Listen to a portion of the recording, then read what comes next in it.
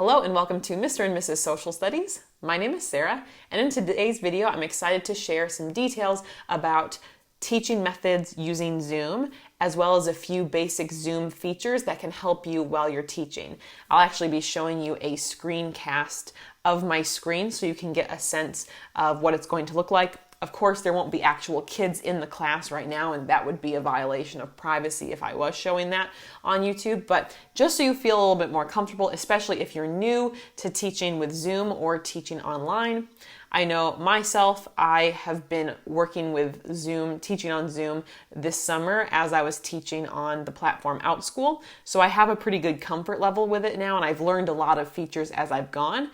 And I was walking through these tips with Jake, Mr. Social Studies, a few days ago, and figured it could be helpful here and help teachers who feel like they're struggling. Of course, I think this year has just been a very stressful time, and I feel for you if you're struggling this year or if this year feels very challenging. I know we've been absent from this channel for a few months. Both my husband and I did contract COVID back in early July from some of Jake's family. And it really knocked me out for 3 to 4 weeks. I really couldn't work at all. And then just all the changes happening, 3 different plans of what school was going to look like until finally, okay, now it's remote full time. There's just a lot going on. And I think, there's a lot in our own lives, and I'm sure you're feeling that as well. So I think it's important for us to stay flexible, stay patient for ourselves, give ourselves grace through this process as we figure out something completely new to what we've been doing before. That being said, I'm going to share my screen with you so you can see a few basic features within Zoom. And then after that's done, I'm going to share specific strategies you can use on Zoom. I will plan on doing a more detailed video about this later on, so make sure you are subscribed so you don't miss out. All right, let's jump in. Let's take a look here at my screen. All right. So here I am on Zoom, and I want to walk you through some features. Now, technically speaking, no one is here yet, but when I get on Zoom, the first things I do are to click on the participants, which will pull that open here. Let me shrink this a little bit for us.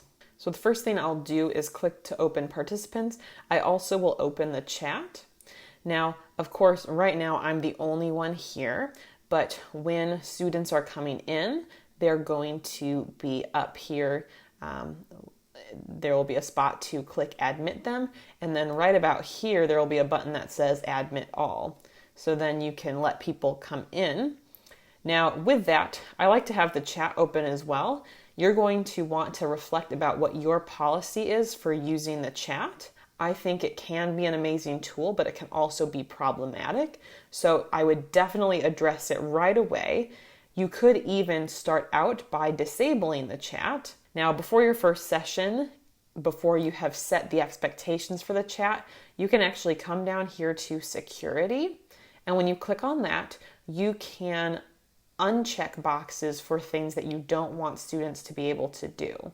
So just to break this down, I definitely enable waiting room. That is going to not let students in to the Zoom call before class has started, which means that they can't be in there unsupervised beforehand, where you're not there.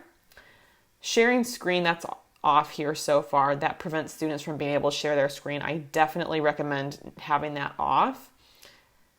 Chat, you can decide if you wanted to not allow them to chat at first before you've gone over the requirements. Rename themselves and unmute themselves are also checked on here. Renaming themselves has not personally been a problem in my teaching. However, depending on your age group, that could be helpful. It could make it easier for kids who have nicknames if they wanted to change their name. I think it just kind of depends. And then to unmute themselves, I definitely think can be helpful to have on so they're able to do that. The only reason I think I would have this off would be if there is a student who is repeatedly unmuting themselves even after you have muted them and they're not adding value. They're maybe just unmuting themselves just for extra noise, in which case maybe you would use that. But I would definitely make sure you go over the chat with them. As far as specifics with the chat, one thing that is nice is you can click that little, the three dots there, and it gives you a chance to determine who the participant can chat with. So if you don't want them to chat with anyone, if you want them to just chat with you or everyone publicly, or everyone publicly and privately, I would actually recommend to switch it to everyone publicly if you are going to use chat, which then prevents them from sending private messages to others in the class, which could distract from the main purpose, as well as if they're sending a private chat that is hurtful to another student, that's obviously not a good thing. And then we are not able, like as the teacher, we are not able to see that if they're sending it privately to another student. So I would recommend, again, I just clicked on those three dots and I switched the setting to everyone publicly. Now, of course, this is my own personal account here that I'm using, so your account might look a little different. I am on a computer. So that covers the chat and participants a little bit.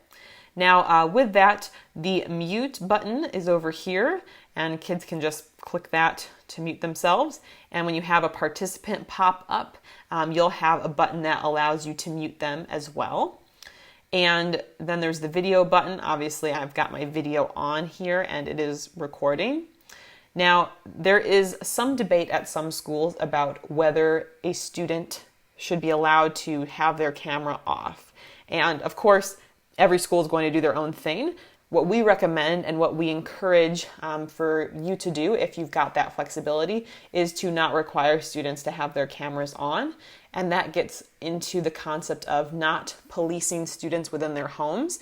This is a weird dynamic with us having school at home. And so giving students the privacy, if they don't wish to have their camera on, let them have it off.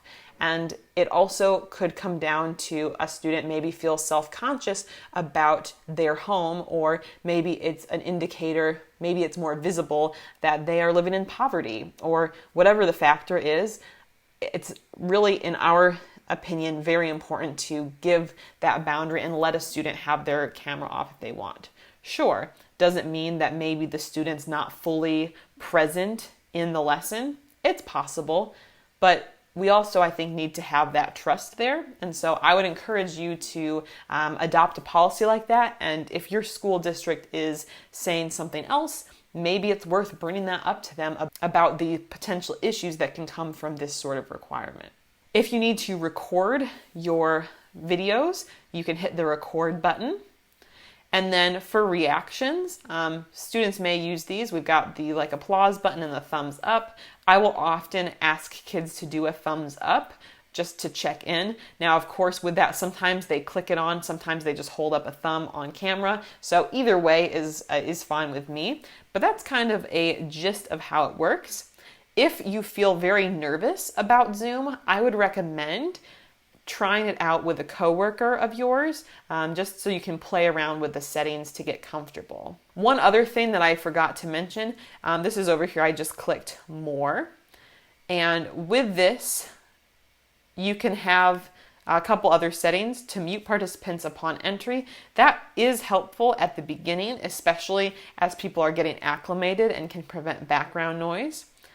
I do like the sound when someone joins or leaves to help me kind of hear when people are joining the class. However, my class sizes have been smaller. When I've been teaching with Zoom, I only have about 12 kids at most in my class. So for me, it's not as much of an issue, but maybe if you've got 30 or more kids, that could be a little much. But that is helpful when you have to admit someone after class has started if they're showing up late. Locking meeting, that would be where students would not be able to get in or no one else could join the class once it's in session. Pros and cons, it does offer some extra security, but I find that sometimes kids get kicked out, maybe because of the internet connection, and then they have to rejoin later. And so in this case, I think that the locking meeting would prevent them from rejoining. So I personally have not used that. The other thing that I have not yet talked about is share screen. Now for sharing screen, I'm going to click on that. You can share a bunch of different things.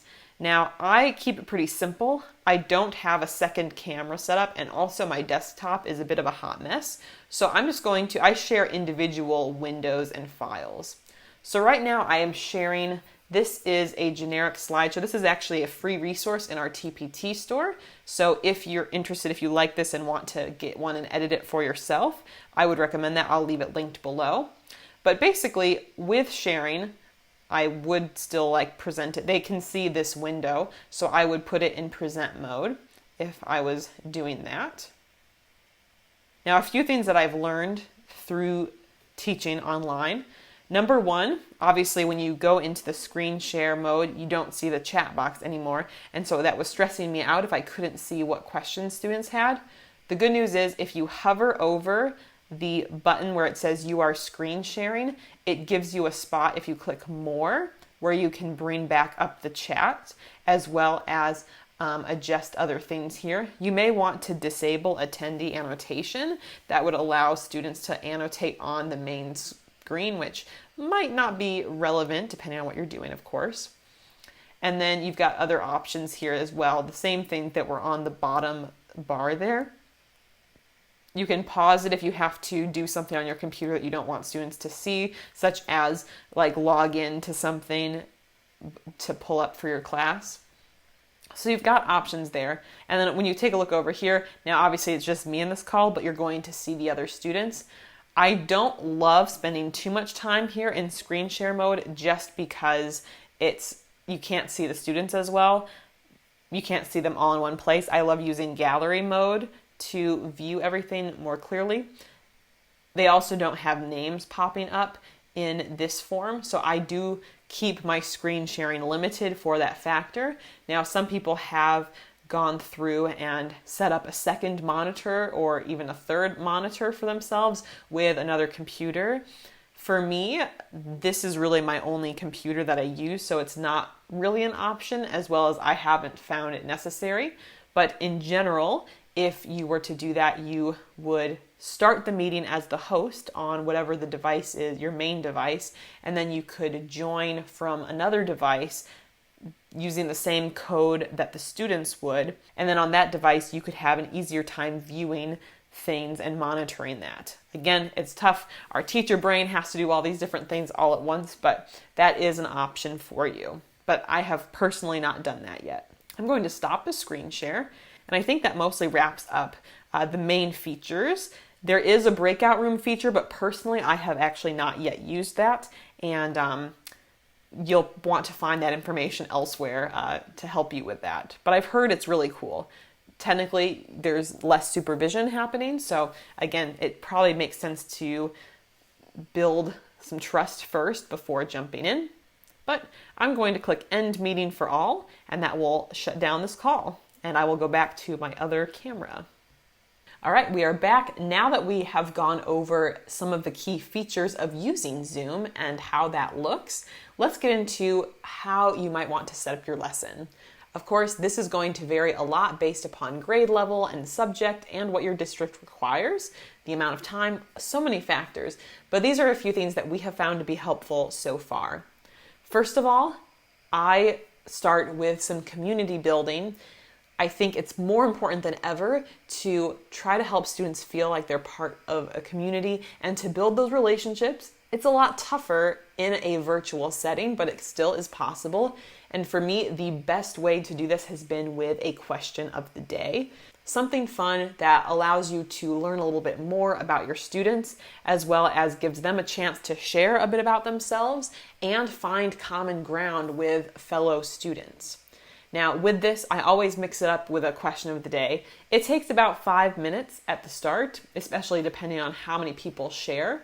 But I think it's something that is a really important part to let a student feel valued. I did put a resource together with 100 different questions, and these are all different questions that I have used or am using. If that sounds like something you're interested in, I have it linked below, and it's got a slideshow version as well as printable cards and a Google Doc master list that's editable, so lots of options about how you can use it. But I'd start with that and have students either share their answer in the chat or get volunteers to unmute themselves and share their answer out loud.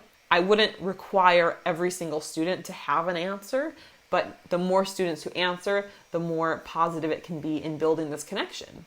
Starting with that and having that interaction also increases buy-in from the students right away. After we've done that, we would go into the other portions of the lesson. Every district is going to have different plans for this, but it's actually recommended to not use Zoom explicitly for lecturing and more so formal teaching as it's defined. Of course, it's been a little ironic for me to hear about the districts, what they are expecting teaching to look like, because it's really a lot of direct instruction seems to be what they're emphasizing. But obviously we know that only using direct instruction is not necessarily the ideal way to conduct class. And from actually a PD workshop Jake attended earlier in the summer, it talked about you really shouldn't be lecturing on Zoom. Of course, every district has its own policy, and maybe they are requiring more of that traditional lecturing or formal direct instruction, but I would recommend limiting that as much as possible. And if you are going to be doing some, try not to have it take your full session, or if you are still going to lecture, try to incorporate discussion questions and elements of interaction and collaboration within that class. So for instance, from a social studies perspective, if you're presenting, 1 or 2 slides worth of information about a topic, could there be a discussion question that you could incorporate as you go, or even maybe a random multiple choice question just to check for understanding, or to kind of review what you were talking about that students could type into the chat box.